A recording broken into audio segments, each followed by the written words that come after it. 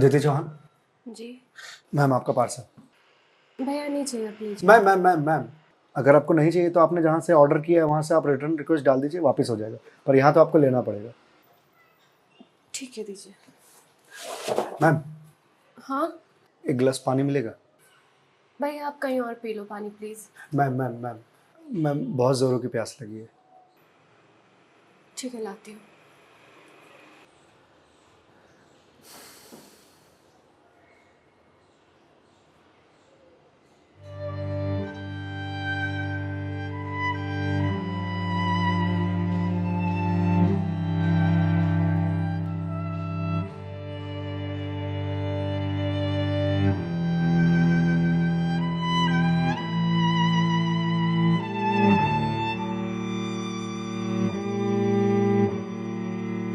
लीजिए लीजिए भैया, देख क्या रहे हैं?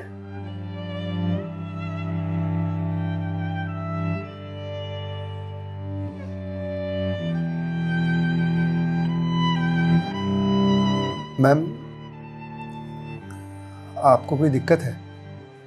मतलब आप किसी परेशानी में हैं? भैया पानी पीकर ग्लास दीजिए आप। मैम छोटा मुंह बड़ी बात कह रहा हूँ, पर अगर आप किसी परेशानी में हैं तो आप मुझे बता सकती हैं। भैया आप पानी पीजिए, ज्यादा समाज से भी मत बनिए। मैम दुख बांटने से कम होता है। अच्छा, और आपको किसने कहा कि मैं दुखी हूँ? मैम अगर आप दुखी नहीं हैं तो फिर वो फंदा क्यों लगा रखा है?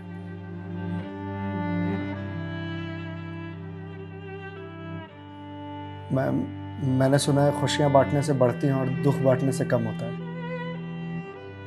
मैम बड़े से बड़ा दुख कम हो जाता है अगर आपके पास कोई सुनने वाला हो।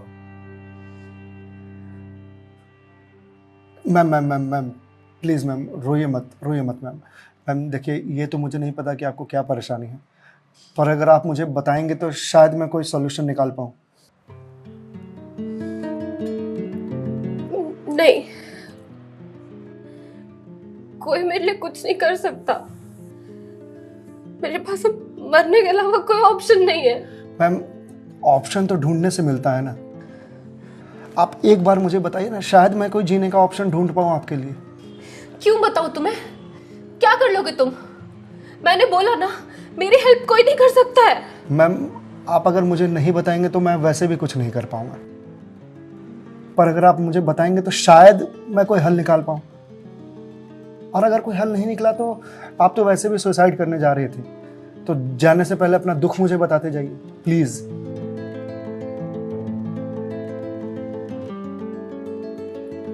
Please ma'am.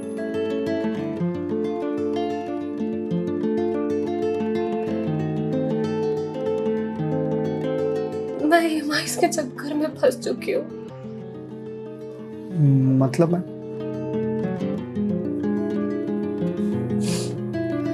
कुछ साल पहले एक कोर्स के लिए मैंने लोन लिया था, फिर उसके कुछ वक्त के बाद एक और लोन, और ये लोन का सिलसिला यूं ही चलता गया।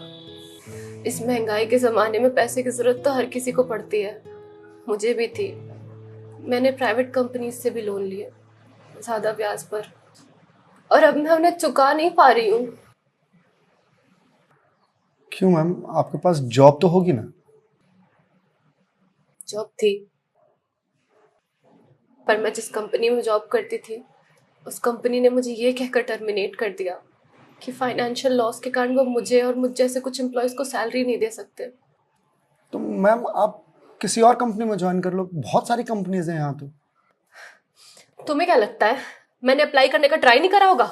जॉब नहीं खोजी होगी? बहुत की थी, पर इस रिसेशन के जमाने में जॉब मिलना कितना मुश्किल है ये तुम जैसे डिलीवरी बॉय को क्या पता।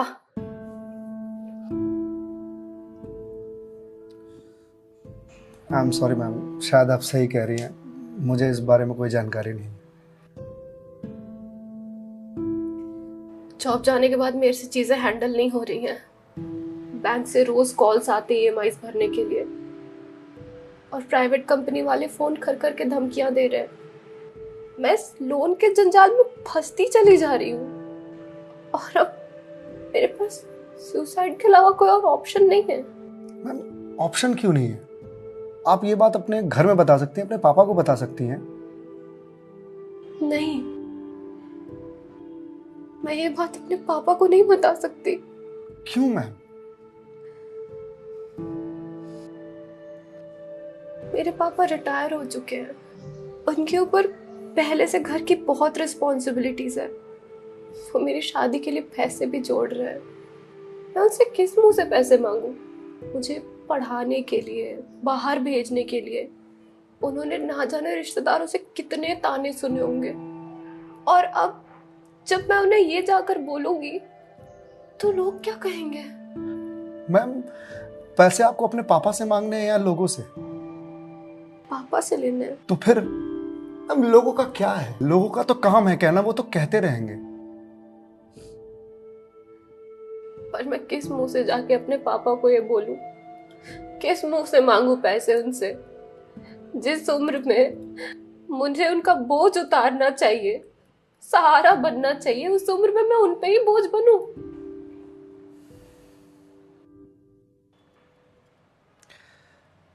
मैम एक बात बताएंगे आप?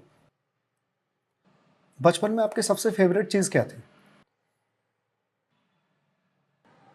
बचपन में मुझे साइकिल का बहुत शौक था। तो मैम आपको साइकिल किस एज में मिली थी? यही कोई 8 साल की होंगी मैं। तो साइकिल तुरंत मिल गई थी आपको? नहीं, पापा तो मान ही नहीं रहे थे। बोल रहे थे गिर जाएगी, चोट लगा लेगी। तो फिर कैसे साइकिल मिली? बहुत जिद की थी मैंने, बहुत। खाना पीना सब छोड़ दिया था। तो मैम साइकिल के लिए जो जिद किया आपने, तो शर्म आई होगी आपको? तो मुझे मुझे क्यों शर्म आएगी? पापा है वो मेरे, उनसे जिद नहीं करूंगी तो किससे जिद करूंगी? तो मैम जब बचपन में साइकिल के लिए जिद करने में शर्म नहीं आई तो अब क्यों आ रही है? मैम अभी आपने कहा कि आपके पापा आपकी शादी के लिए पैसे जोड़ रहे हैं, पर आप तो यहाँ सुसाइड कर रही हो, तो वो उन पैसों का क्या करेंगे? या उन्हें यह जानकर बहुत खुशी होगी कि उनकी बेटी ने शादी का बोझ हल्का कर दिया उनके सिर पर से। मैम आपको मालूम है, हमारे जनरेशन की दिक्कत यही है कि हम अपने आप को इतना बड़ा समझ लेते हैं कि हम अपने पेरेंट्स से ही अपनी बात छुपाने लगते हैं। कभी ये कहकर कि पापा मम्मी नहीं समझेंगे, या कभी ये कहकर कि मैं उन्हें परेशान नहीं करना चाहती, या कभी ये कहकर कि हम दोनों की सोच नहीं मिलती है। एक बार आप अपनी दिक्कत अगर अपने पेरेंट्स से शेयर कीजिएगा ना, तो आपको जीवन में फिर कभी सुसाइड करने की जरूरत नहीं पड़ेगी, या मेरे जैसे किसी अनजान से अपनी बात शेयर करने की जरूरत नहीं पड़ेगी। प्लीज मैम एक बार शेयर करके देखिए। उनसे बेहतर दोस्त इस दुनिया में कोई नहीं हो सकता। प्लीज मैम एक बार ट्राई कीजिए, प्लीज मैम।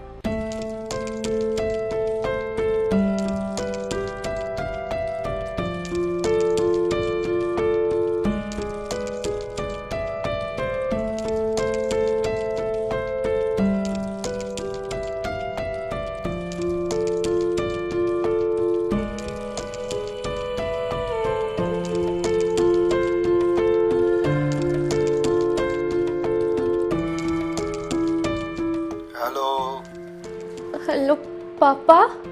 हाँ दीदी बोल, कैसी है बेटा? पापा मुझे आपसे कुछ बात करनी है। हाँ बोल ना बेटा। पापा मैं क्या हुआ बेटा? पापा मैं बहुत परेशान हूँ। हाँ तो मुझे बता ना, किस लिए परेशान है? अदिति बेटा रो क्यों रही है, बता ना क्या बात है? पापा वो मैंने बैंक से लोन ले रखा था ना,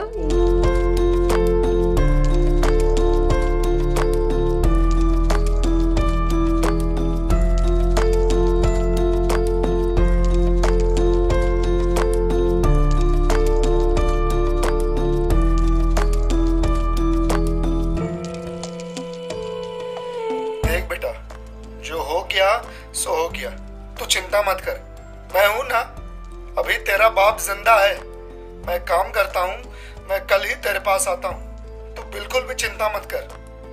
हाँ पापा, आप प्लीज आ जाइए। देखा मैं, आपके पापा आपके एक फोन पर यहाँ आने को तैयार हो गए और आप इतने दिनों से अकेले सफर कर रहे थे। मैम, मम्मी पापा से बढ़िया दोस्त कोई हो ही नहीं सकता। आप एक बार उन्हें दोस्त बना करके तो देखिए। आप सही कह रहे हैं भैया, मम्मी पापा से अच्छा दोस्त कोई नहीं हो सकता है। Thank you. It's okay ma'am, ये लीजिए क्लास। वंस अगेन भैया, thank you so much. It's okay ma'am, bye. Ma'am, जी मेरे पास आपके लिए कुछ है, यहीं रुकिएगा, मैं थोड़ी देर में आता हूँ।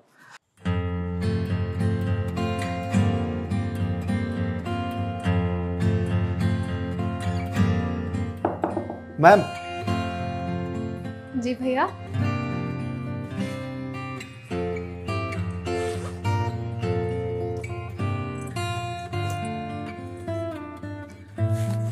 मैम, ये आपके लिए। भगवत गीता?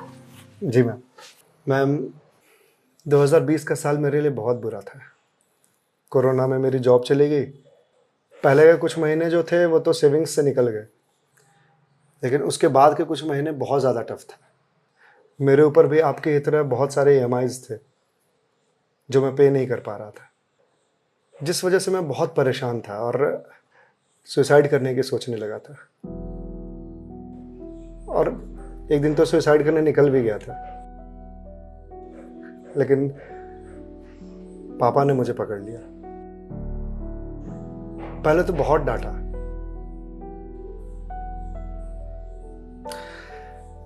फिर उसके बाद सीने से लगा करके कहा कि तू चिंता क्यों करता है, मैं हूं ना। उन्होंने ही मेरे सारे बिल्स पे किए और उसके बाद ये भगवत गीता दिया मुझे और बोला, बेटा जीवन में जब भी कोई परेशानी आए, किसी चीज का हल ना मिले तो ये पढ़ लेना। इसमें जीवन की सारी परेशानियों का हल तुझे मिल जाएगा। और मैम, वो दिन है और आज का दिन है। आज जिस कंपनी से मैं आपको डिलीवरी करने के लिए आया हूं वो मेरी ही कंपनी है। आपकी अपनी कंपनी है? जी मैम। कोरोना के बाद मैंने अपना स्टार्टअप शुरू कर दिया था जॉब जाने के बाद, क्योंकि जॉब मिल ही नहीं रही थी। तो अगर आपकी कंपनी है तो फिर ये डिलीवरीज आप क्यों कर रहे हैं? मैम, मुझे अच्छा लगता है अपना काम खुद करना, और शुरुआत तो मैंने अकेले से ही किया था ना। आज भी जब मन करता है तो निकल जाता हूँ डिलीवरी करने के लिए। और देखिए, आज तो निकलना मेरा सफल रहा, आपसे मुलाकात हो गई। और जो सीख मुझे भगवत गीता से मिली वो मुझे आपको देने का मौका मिला। मैम, वैसे तो बहुत सारी बातें हैं इसमें सीखने की, पर जो सबसे अच्छी बात मुझे लगती है वो ये कि जो समय है ना, ये कभी एक सा नहीं रहता। आज बुरा समय है तो कल अच्छा समय जरूर आएगा। आज अंधकार है तो कल सवेरा जरूर आएगा। इसलिए कभी भी अच्छे समय में इतराना नहीं चाहिए और बुरे समय में विचलित नहीं होना चाहिए। समय है, कट जाएगा। मैम, इस एक थॉट ने मेरी पूरी जिंदगी बदल दी। मैम, तो अब आप पढ़िए इसको, देखिए शायद आपको कुछ और मिल जाए। पर मैम, जो भी मिले उसे लोगों से शेयर जरूर कीजिएगा, क्योंकि कहते हैं ना, ज्ञान बांटने से बढ़ता है। Thank you ma'am.